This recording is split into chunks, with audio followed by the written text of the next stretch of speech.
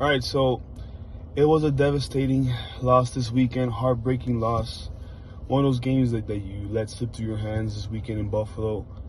However, I think we can point out a couple positives that we did see throughout the game.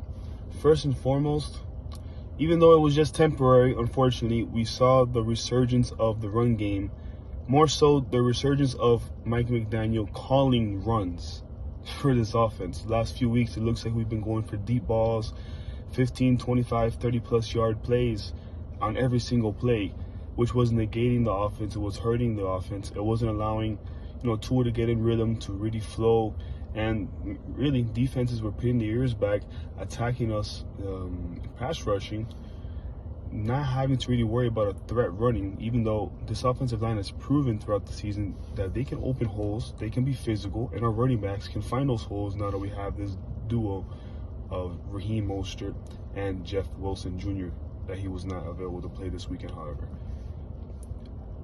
We got to see that again. Mostert took over in the first quarter, and then he barely got the ball again for the rest of the game, which was unfortunate. Even though we were able to score throughout the game afterwards, with those deep balls to Waddle and that 20-yard red zone pass for a touchdown to Hill, we needed to see more of that run game. We need to be more consistent. We need more of a 50-50 balance for the offense in terms of running and passing.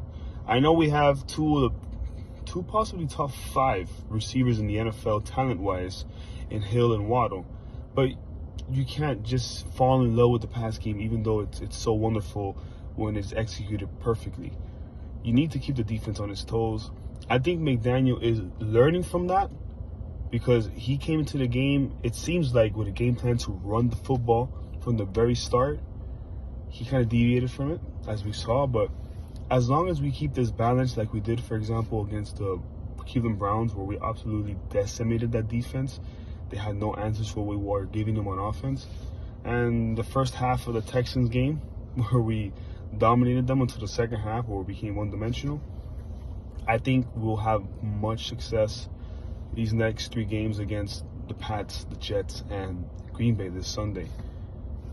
About these next 3 games, thank goodness for the Raiders and for the Jets losing, we don't need necessarily to win a specific game against the Jets or the Pats. Now all we need to do, win 2 of the next 3, you're automatically in the playoffs.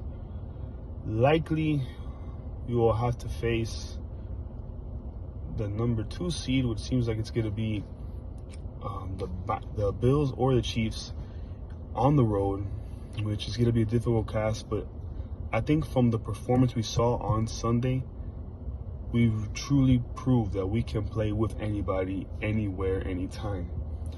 This team that you saw on Sunday is the Miami Dolphins that you should be expecting moving forward, is the Miami Dolphins that the team itself should strive to beat.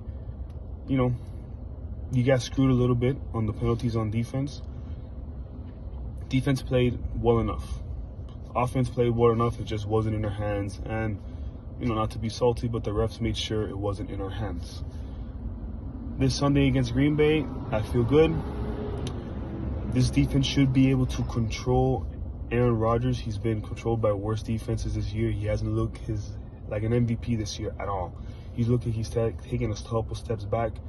Losing Devontae Adams affects that. So I think we should look good at home. It's going to be chilly, but we've proven that has no problem for us. And against the Pats and the Jets, we just need to do our job. We are better than both of those teams. We have a better quarterback, better offenses, and our defenses are on the same par as those guys.